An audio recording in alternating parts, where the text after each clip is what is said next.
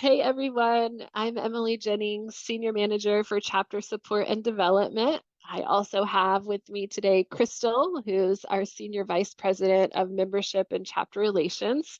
And we've been on a marathon of these sharing calls. Last week and this week, we started with Membership Committee Chair, sharing session. Yesterday, we did Education Committee, and today is Young Professionals. So I do want to give a shout out to Caitlin and Scott for bringing up this idea to have this session for young professionals.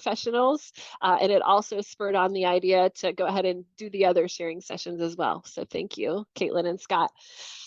We will be recording this session. So if you do want to refer back to it in the future or share it with anyone, we will share it with you so you can do that as well.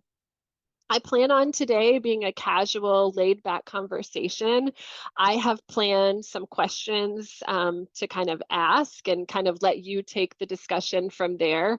I also know that you probably came with questions as well. So before we get started, I would like to hear who, and you can, I know only a couple of you are on camera, so you can either raise your hand or use the reactions.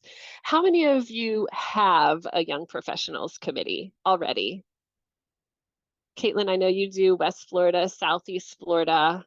Okay, great. So others of you who didn't raise your hand, raise your hand if you're just checking it out and maybe wanting to add one in the future, just to give me an idea. I know Northeast Florida is on the call. Okay. So a few of you already have them, so that gives me an idea. So I wanted to kind of start out the chat with sharing maybe what your purpose of your Young Professionals Committee is for those of you who have one.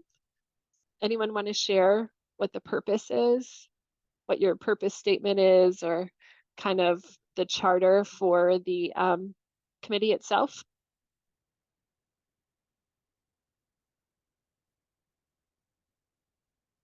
Caitlin, looking at you. Well, Miranda, you came off mute at the same time, so go ahead. You were speaking. I was looking at you like, let's go. No, I would say not necessarily a purpose statement per se for the group as a whole, but we utilize as an opportunity for the young professionals to get an opportunity to be a part of the chapter, to become more involved. So that's kind of the initial step that they do before they move into, say, a business partner committee or a manager education committee. So we're kind of the ground level to help them see what CAI is all about and just make those connections.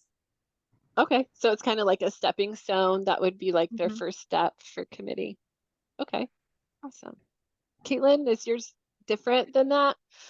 Yeah, we're a little bit different. So we just hit 1,000 members, which we're super excited about. But we kind of found, for a couple of reasons, actually. One, just like professional development, being such a large chapter, we were kind of, all of our events are like roughly 200 to 300 people. And a lot of our young professionals were still wanting to come, but wanting to know how to stand out from the people who have been in the industry for maybe 20, 30, 40 years. So that was part of it.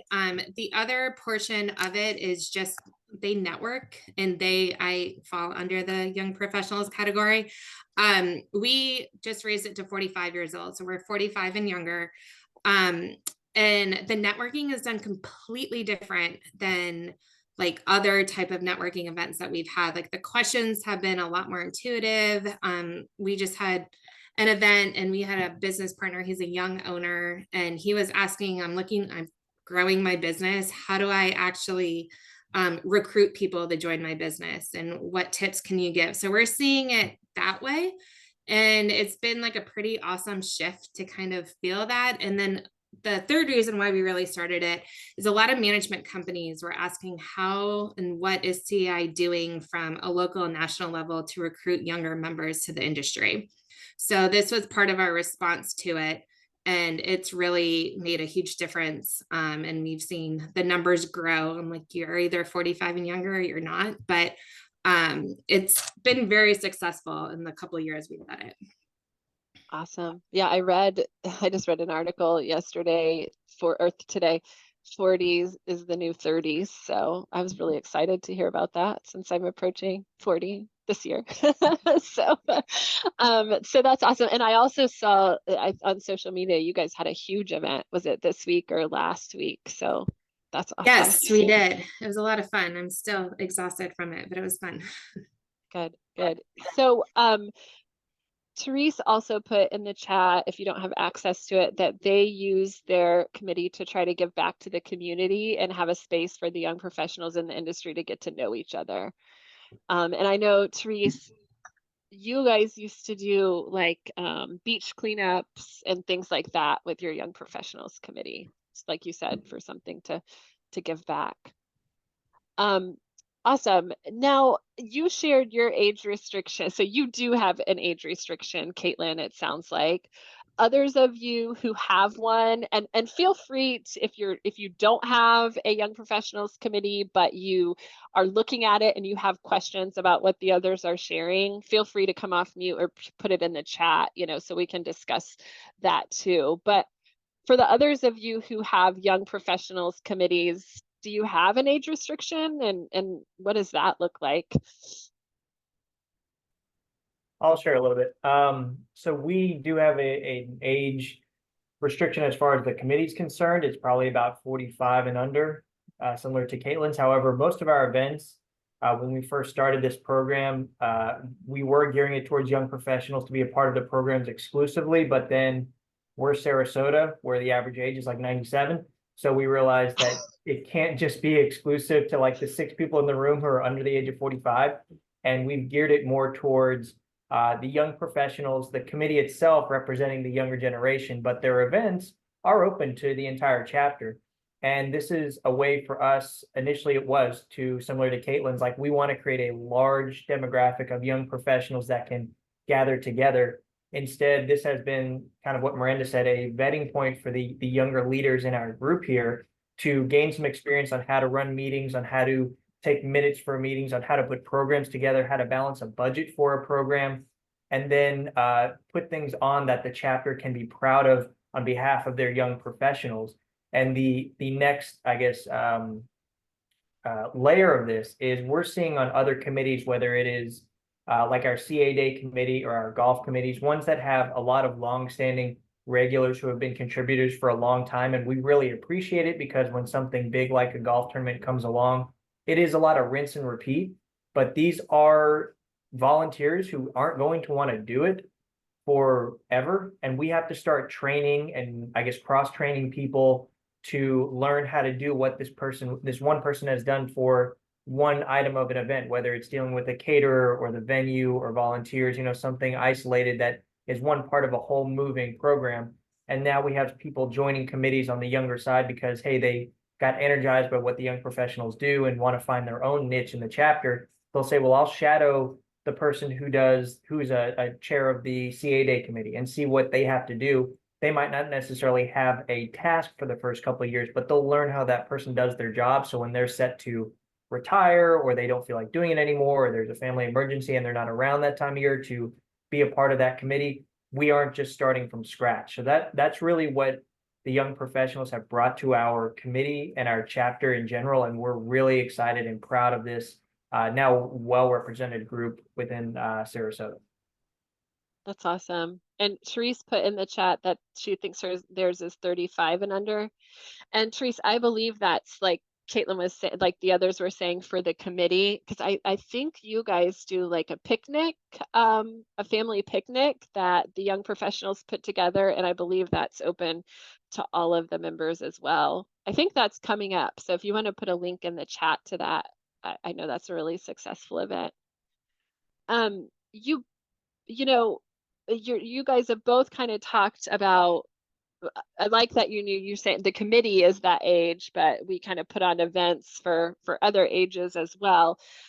Scott, you and I talked about this a little bit about how you introduce a young professionals committee to the chapter for those who are looking at doing it. I know from talking to other chapters that sometimes there's been a little bit of pushback, things like, what do you mean young professionals? I'm not young anymore, or are we not, what am I to the chapter now? And there's been a little pushback from that. So what does that look like for you guys? How do you overcome that? And like, if people are interested in doing something like this, how would they sell it to the membership?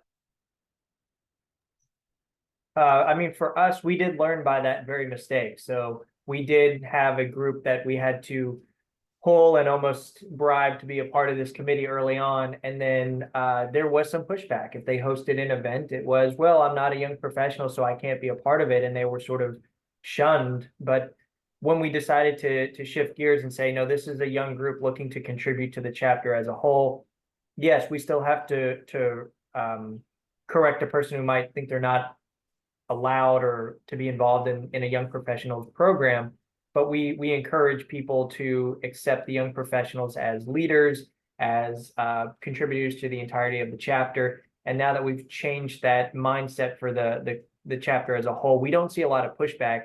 But again, that's just us, because the Sarasota area, there is a very large age gap. I mean, Miranda can attest to it as well. I joined CAI around age 30, and she was hired by a local company, and I think became a part of the chapter a year later. We were two of maybe 5 people in the room under the age of 40, and everybody else was significantly more experienced and further down their career path. Whereas now we look around the room and it is much more diverse, much more age, whether it's a 20 some odd person or somebody approaching retirement.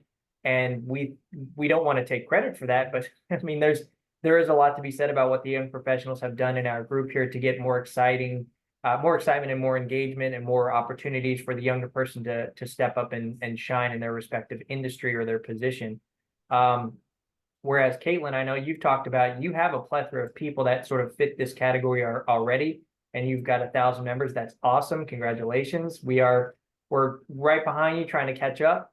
But I would say if you suffer with sort of having an age gap in a lot of longstanding, well-known people who are established in their position, but your stable, your roster, your bench has not really been reloaded, and that's kind of the way the Sarasota area is, right? Unfortunately, this is the way the young professionals work for us, where I think as Caitlin has such a diverse group, her approach to it, because we've talked about it one-on-one a lot, that we have different approaches to this and they're both successful.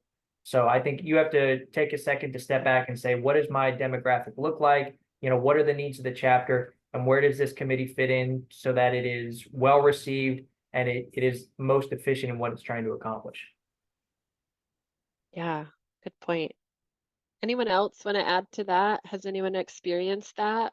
Or I'll just kind of piggyback a little bit. I mean, Scott's right. You really have to understand your membership. We had no idea what to expect, honestly. And a lot of this really stemmed from our management companies wanting us to get into colleges and do career fairs. But we were sort of like, okay, well, once we do that, I don't know how to really sell your management company. I don't know what you offer. And that's not necessarily what our chapter is about.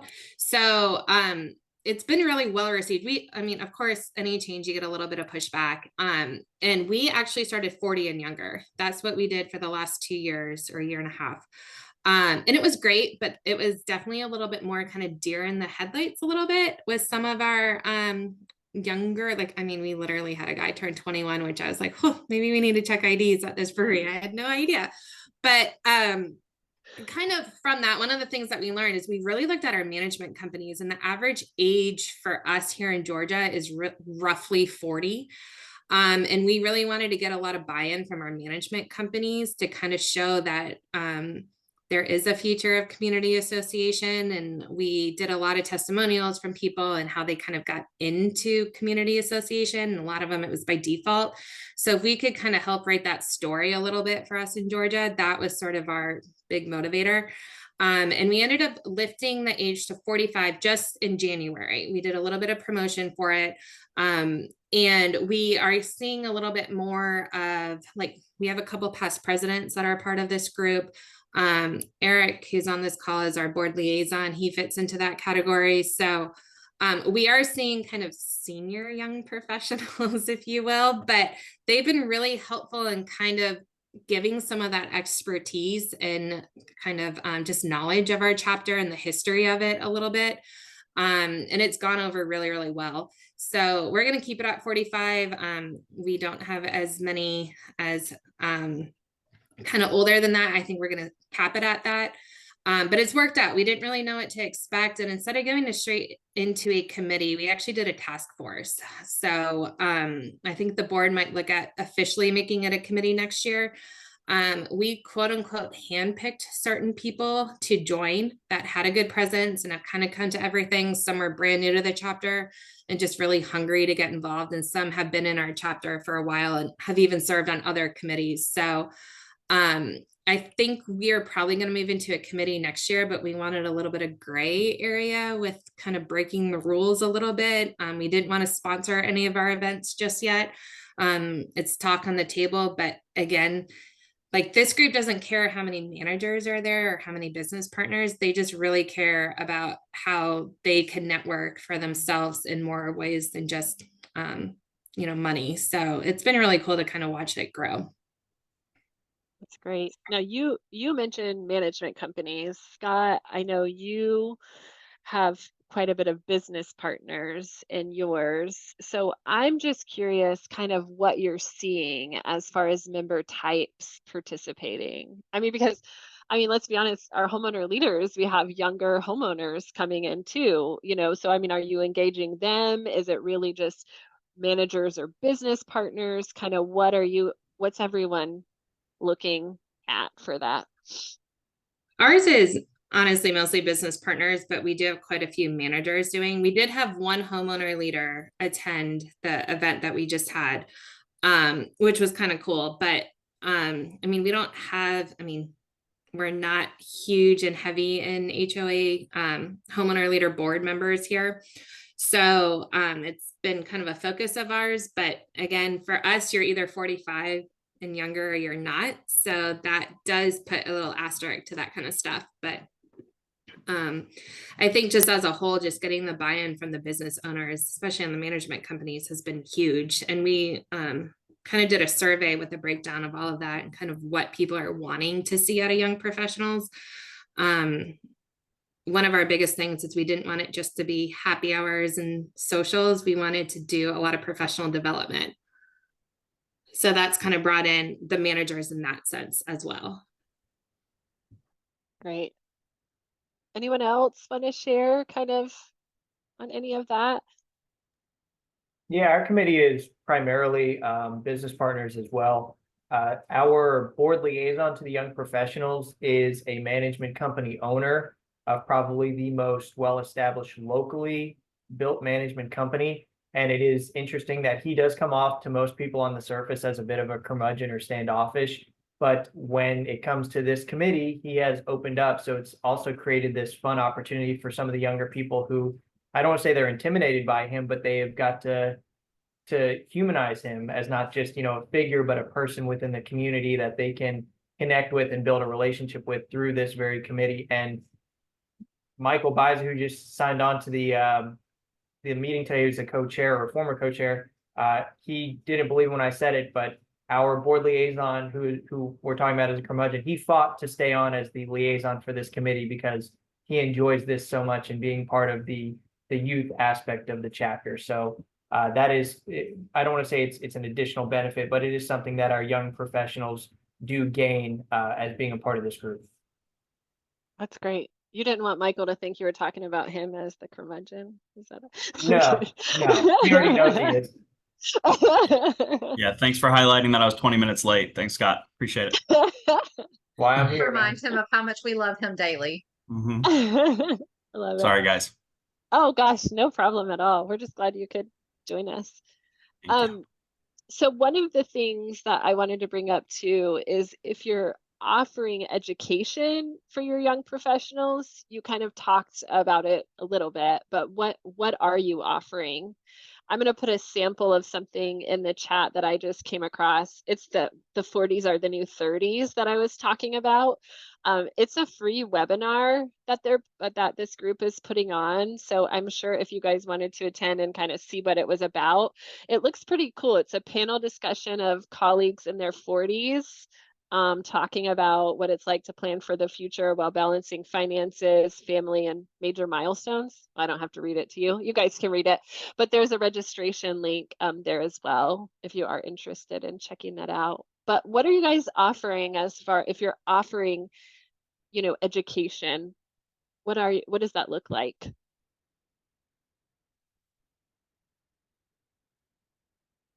So our second quarter event is actually going to be how to write a CEU, so that people can get the experience of not only writing that, but have an opportunity to present at our chapter breakfast meetings. So that's Awesome. one of our Yeah, big education things that we're doing. that's great.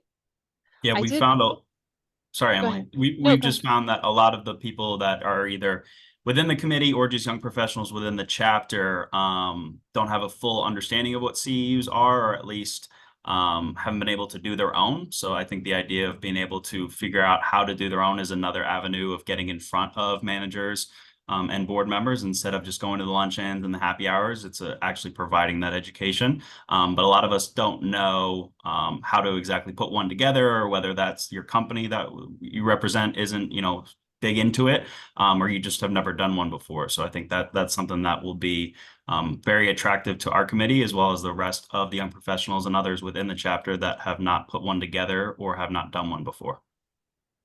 That's great. That was actually someone shared something like that on our education committee chair sharing session yesterday about how to present a course, and what that looks like. I don't think that's just for young professionals. I could think that could span across, the industry, but that was one that they talked about as well. Anything else as far as education that you're offering? And how are you offering it? Are these in-person events, or like, because I also read another article. I'm going to put it in the chat. It's on how to strategies for engaging younger members. But it also talks about think podcasts, interactive webinars, more Q&A sessions where it's not just someone talking at the person. So I didn't know if you guys are offering any anything differently than just like in-person education for them. So this one for us is going to be a Zoom event. We actually did try to hold this last year as an in-person, and unfortunately didn't get the buy-in that we were hoping for. So we feel that this one's going to be a little bit more well received actually doing it via Zoom. It's just everyone is busy. There's a million different events to go to. What can we do to make this more functional and accessible for everybody else? So we chose to do Zoom for this one. Yeah. What about engaging that younger demographic? What do you guys find works with that? I mean, getting them involved. Have you stepped up your technology? I'm just trying to think of different ways that you would engage them. Have you guys had any successes with anything like that, or how do you Recognition. I'll Okay. say the fact that like Miranda and Mike can come up in front of our breakfast of 125, 150 people and hand a check to Satchel's Last Resort, which is a local animal shelter that we help and raise money for through our cornhole tournament, which has since become one of our most popular events that really springboarded the young professionals into our chapter. Younger people see somebody they can relate to from a physical standpoint, from an age standpoint, and say, I'd like to be up there. I'd like to have a photo op of me handing the big Ed McMahon check to, the volunteers over at Satchel's to show my higher ups that I'm making waves in the community and through CAI. And when we do announcements about upcoming young professional events at things like breakfast or any of our other programs, my committee chairs will say, hey, I just spoke to so-and-so for this company. They want to know how to get involved. So when they see our younger people getting recognized in a group of their peers, when traditionally they're the ones supposed to be sitting in the back while the more experienced people are supposed to be getting, their hand raised in recognition. That creates a lot of excitement for the younger people who think, well, I'm just not there yet, or it's not my turn yet. It absolutely is your turn, and we can provide you that opportunity. And we just Great. see a lot of people asking how they can actually get involved. So we utilize this as the platform of this is how you get involved. I know, like Scott was saying before, I started December of 2017. Michael was behind me a couple years later. It was not easy. It was very cliquish. The group that was there at the time, I went to a chapter breakfast. I knew one person in a room of 150 people, and I was not well received. We didn't have a lot of the younger group. So we have had a few of us come in that have bonded because there's not that many of us for a few years there. And so now there's a lot more welcoming arms for when younger individuals do come into the group. And whereas Scott was saying that they had to kind of strong arm some people into being a part of the Young Professionals Committee, we have a waiting list at this point. We've actually increased the size of it twice now to account for more people that want to actively be involved. So it went from something that people didn't really care about or want to be a part of to now we have people that genuinely want to be involved, and just the actual communication amongst them. I mean, a year ago or a year and a half ago when I started with the committee, you'd walk into the room and everyone was on their phone, and now it's here's donuts, how's the baby, how are you, and just the communication itself is great, so everyone feels a lot more involved in that and more welcome. And then it's explaining to them when they say, or just how can this actually benefit them. A lot of people don't understand, like Scott was saying, this is your chance to get in front of people that you would have never gotten a chance to talk to before. The gentleman that he's speaking of that's our board liaison, he's a bit of a hard ass. You're not going to get that time and face to face with him at all. He's not going to give you the time of day. But I know from doing this committee, both Michael and I have actually gotten an opportunity to do business with him and been accepted and welcomed into the office as a whole. And it's a very large office. So just explaining what the actual benefit for them as well of why you should do this helps bring people in. Great. Therese put in the chat, how big are your committees? Or your task force, in your case, Caitlin? We cap everything at 15 for us. So even though it's a task force, we kind of follow the guidelines of the committee. So we do 8 business partners and then 7 to 8 property managers. For our managers, just especially if they're going for their PCAM, we always want to find a spot for them because that counts. But we try not to have 2 of the same service-like industries on it. And not too many from the same management company as well to kind of get a good feel for the chapter. Great. I like that you balance it. That's really good. One of the questions that I have, I guess, for West Florida, since you're on here, is we started a listserv to really kind of feel out our chapter and see how many people actually qualify for 45 and under. And that's like we only do 3 events. That's what our Young Professional Task Force is tasked with. So we try, or I guess this year, if you will, we did a networking event, which was extremely well received and attended.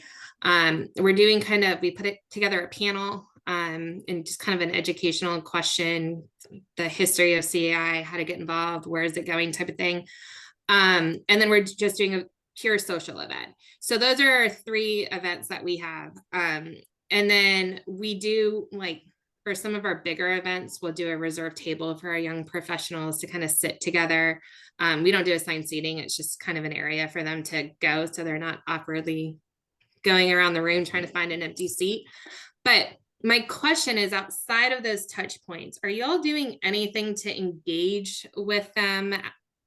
Not necessarily event wise, but whether it's like sharing articles or like just something along those lines that wouldn't necessarily be an event, to kind of keep them engaged throughout the year. That's one thing that our group is looking at trying to get through and utilize this listserv besides come to our events. Yeah, I can share a little bit about that, but one of our committee members who is the protege of a very well-established attorney in our chapter. She was asked by that attorney to join the young professionals and get involved, and she was as quiet as a church mouse for a while. And she joined this committee. She's really come out of her shell. She is on my board of directors this year as the vice president. She and her husband, because she's from across the pond, we call it the Governor's Palace. They host kind of like a quarterly get together at their house on a Friday night where we bring over pizza and beer. We play games as a committee, and that stays that keeps the committee itself engaged. We don't really talk about work, but that creates a lot of enthusiasm and energy springboarding off those get-togethers to what we want to accomplish for the rest of the year, whether it is events or whether it is, just communication via email or texting about stuff that we'd like to accomplish throughout the year. So it isn't just events-based, it's more of building long-term relationships that they want to establish, not just through CAI, but through, everything that they do in their professional career. Caitlin, I think I shared with you the ASAE's Collaborate group on young professionals. So I joined it too, and I've seen that they use that a lot. In fact, these two links I posted in the chat, those were directly from that. It seems like there's like one user on there who posts like at least once a week, some sort of resource or, something that pertains to young professionals. I've been watching it and I think it's pretty cool on there. Any other question? I think is that Therese? Is that you with the 414 number or whoever that is? I think you guys were trying to say something. Can you hear me? We can, yes. Oh, okay, amazing. Sorry, now I forgot the question because I thought my sound wasn't working again. No problem. If you think of it, feel free to pop in. Oh, you guys were talking about how you keep them engaged throughout the year. We actually we have a WhatsApp group for YP, and honestly, we communicate with each other all the time. So sometimes there's new managers that are like, hey, does anybody have a contact for this or for this? And we share that. Business partners share their events in there. When we have events, we share like the photos, and we kind of just create like almost a friend group out of it. Great. You said that's WhatsApp. Is that what you use? Yes, we do. We use WhatsApp. That's super big here in South Florida. Yeah. Awesome. What other questions do you have for each other? Or maybe for those of you who haven't, shared that you have a committee, a young professionals committee, do you have questions about anything that's been shared or anything that you brought today?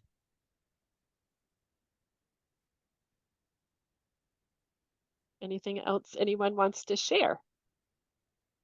So I actually do have a question. Again, this is Therese, Southeast Florida.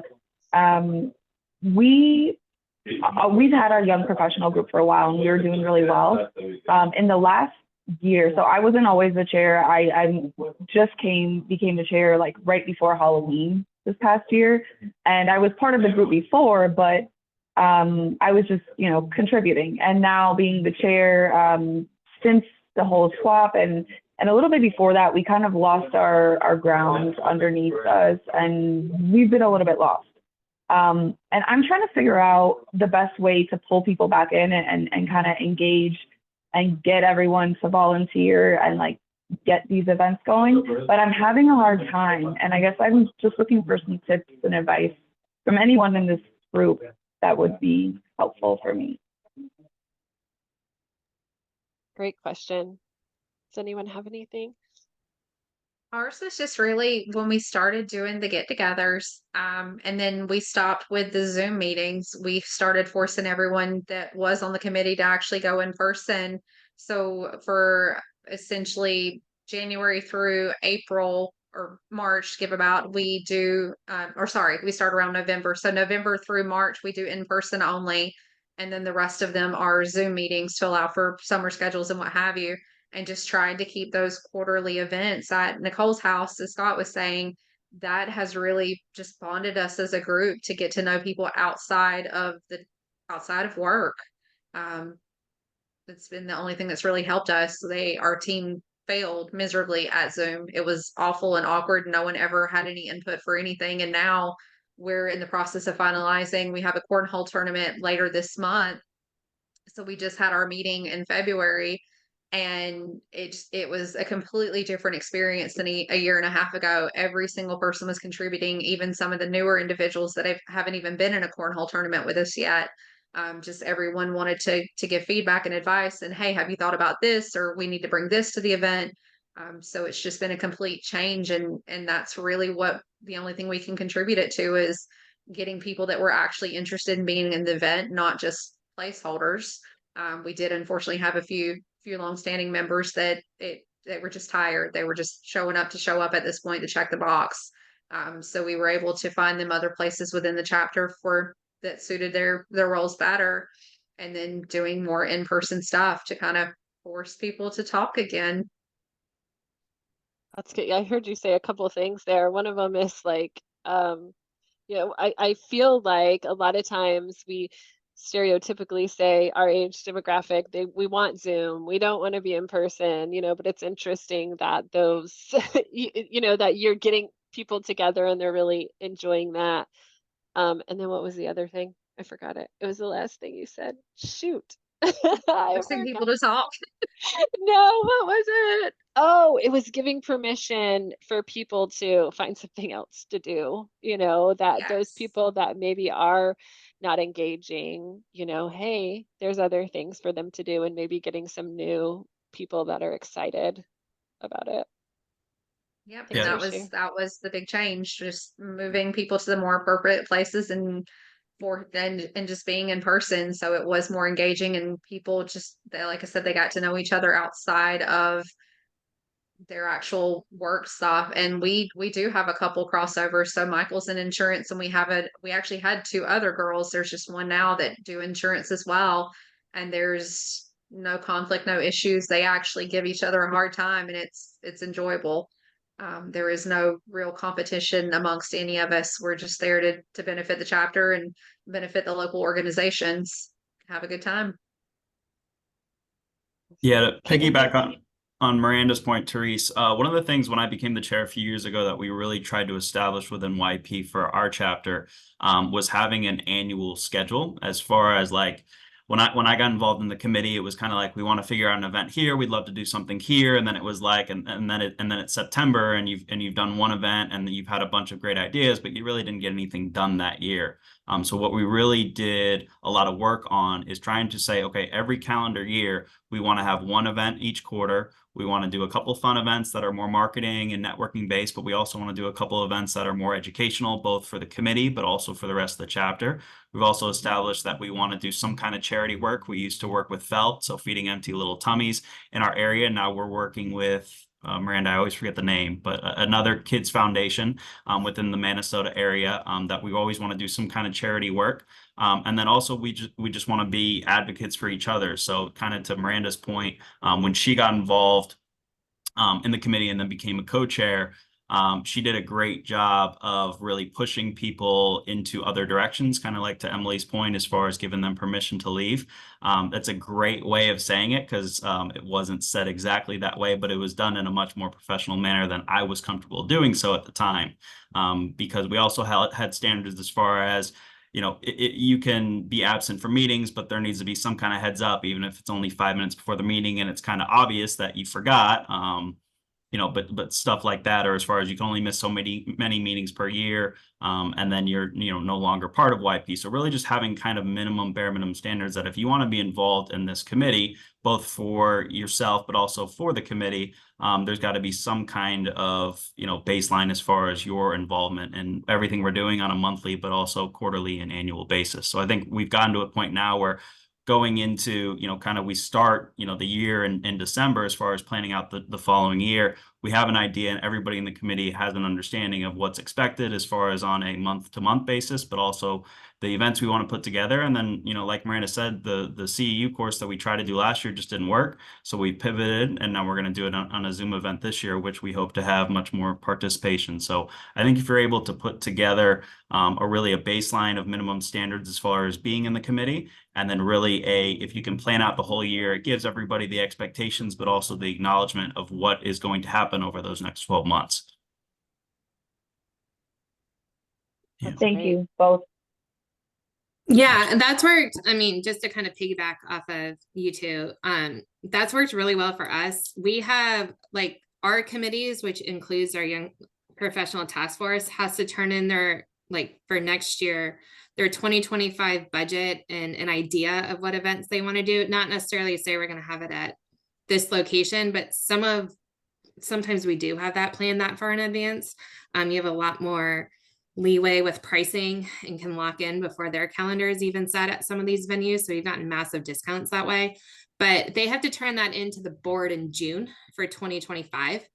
And then by August, we send out our entire 2025 calendar to all the membership. So it's sort of one of those, we're the only chapter here in Georgia, so a little bit different than all of you Florida people, but that way, like, we try to do some on like the north side of Atlanta, some in Metro Atlanta, so it kind of, if you wait to figure out your thing, you're not going to get maybe your location. But the other thing that's done really well for us is less events, but more quality events. So we've really done a lot of research to find kind of like those new awesome locations that you really want to go to, but you wouldn't necessarily spend the money out of pocket to go to. But if somebody would tell you that they're paying for you to go, like CAI, they will definitely do that. So we've really done a good job with that. Like our brewery was a brand new one that opened, and we had 75 people that showed up that we were hoping for 30. It was our first event.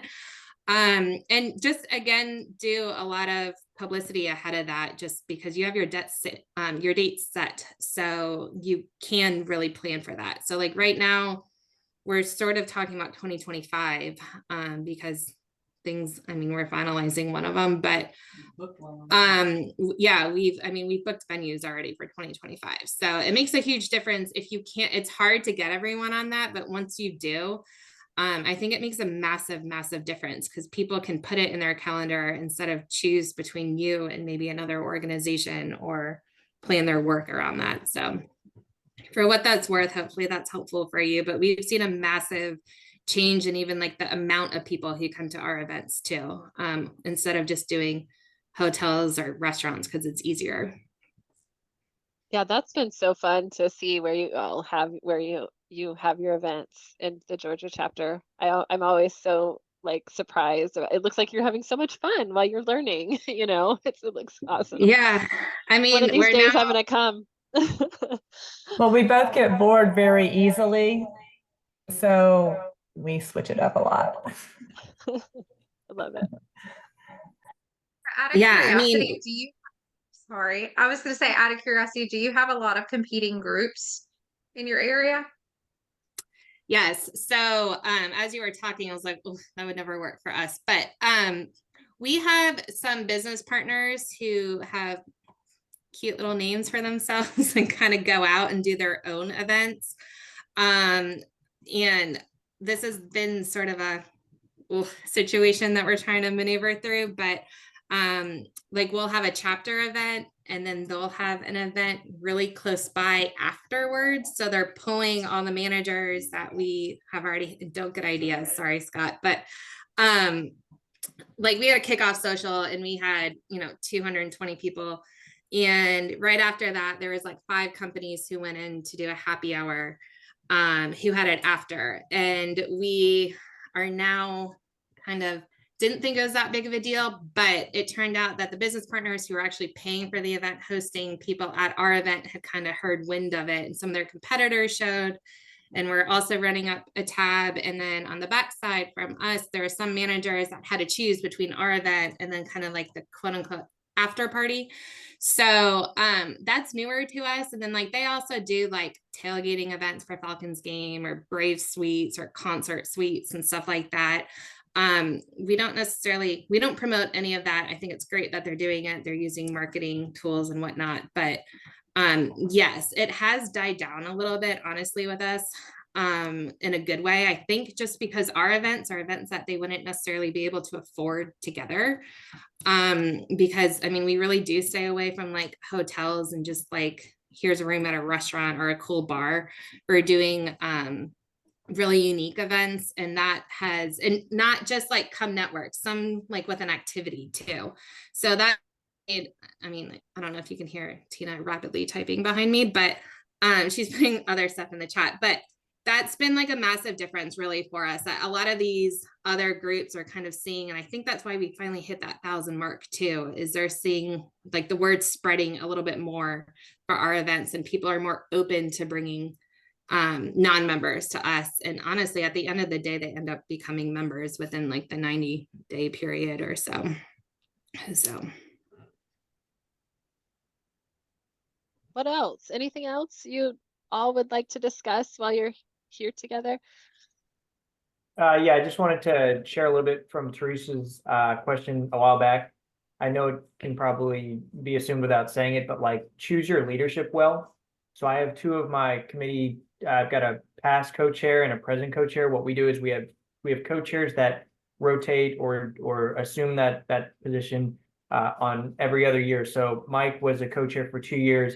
In his second year, Miranda joined him as a co-chair. Mike rotated off. We now have Brandon from Sherwin-Williams in his first year as co-chair, where he can learn from Miranda. And Brandon is a younger guy. We do icebreakers in our meetings. We did a 2 truths and a lie. The guy couldn't come up with a lie. Like, that's how in his shell he is at the moment. So to get him in a leadership position and to get him sort of out and a little bit more comfortable in the association world, that's our goal for him. And so far, he's doing a great job. I'm sorry he couldn't be on the call today.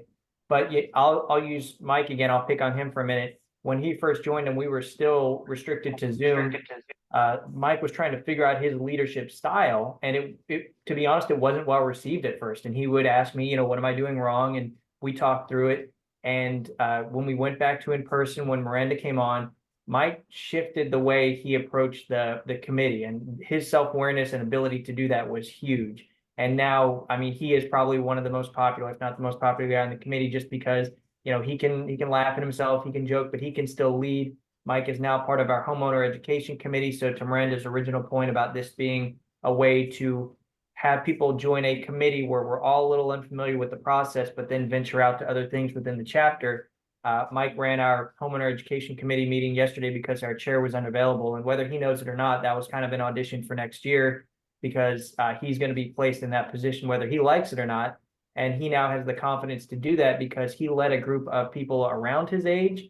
And now he's going to lead next year on a committee that probably has some people that are a little bit further down the road, but he has earned their respect by being a leader on a different committee. And that's just another one of the many goals that we look to accomplish through our young professionals. Thank you for that. I hear you very loud and clear about choosing the leadership in the committee well. I'm actually struggling with that at the moment, but I don't think that's something you guys can help me with right now. So thank you for your advice. Yeah, we do. We don't do, well, our task force is co-chairs because we were trying to get it going, but we actually don't like co-chairs because it sounds like it works for you guys, but for us personally, we always have one who kind of does it all and the other one who gets a name up there. And you guys seem to have a great relationship with that, but we've seen that some of it has worked great. But what we've ended up doing too is we have a committee chair and then a chair elect. So the chair elect will, our committees is a 2-year term to chair it. And for us, you have to chair a committee to be board eligible. So we have a wait list for all of our committees. Like, we're in a good spot, good and bad spot, because it's always a wait list. But the way that we're structured is the chair elect then will take over, like, is copied on everything, gets to look at all the contracts that we sign, all of that good stuff. And they will run a meeting if the chair can't be there. But they're really kind of serving. So when that chair's term is up, the chair-elect easily swoops in. So there's really no kind of catching up or disconnecting or are we allowed to do this or that type of thing. So that's went really smoothly for us. We just started that, I think 2 or 3 years ago, and it's made a massive difference. The chair will kind of identify somebody on their committee as a potential chair-elect, and then our incoming president is the one who picks that. And again, the big motivator for that to be on the board. So that's kind of how our committees are structured here. And our task force is following. We just get to ask for forgiveness a little bit, but they're following kind of all the rules as far as that goes. Right. I've heard several, you all do it a little bit differently. So I think it's important to note for those who are starting a young professionals committee or interested, like there's no set formula for this. I think we said it earlier, like you have to kind of look at your demographic, you have to look at what your people are interested in and kind of build it from there. But you have shared some really great information. I hope, that something I know it'll help, all this information shared will help, but with putting one together. I just wanted to say that my chapter is very small. We only have a couple hundred members, and we are throughout all of Southwest Virginia. So we don't have a young professionals group, and I'm probably one of the youngest in there, and I'm 45. So we are actively trying to get young people engaged and participating with us. So just hearing all the stuff that y'all are doing, the different best practices, things that didn't work, it was very helpful. So I just wanted to say thank you. Great, Dawn. And if you need to connect with anyone on this call that has done this before, feel free to reach out to us and we will be glad to connect you with them as well. Awesome. Thank you. You're welcome.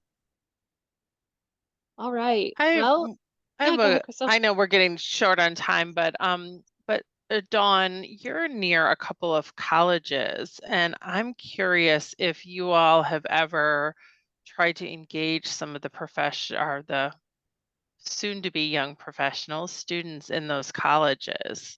That is a fabulous idea, and I don't think that we have at all. I think when the chapter first started, which may have been before you were involved, that was something that was talked about, but I mean, that was, I don't know, 8 or 10 years ago, maybe. But I mean, I think for people that are staying in that area, for those of you who don't know, Southwest Virginia is not like Northern Virginia, which some of you have been to for like chapter stuff. It's more rural-ish, small town-ish. And if people are going to stay in that area, it's a great professional opportunity, I would think. So I think that's a great idea. I'll definitely bring that up to our board. Okay. Thank you. Yeah, of course.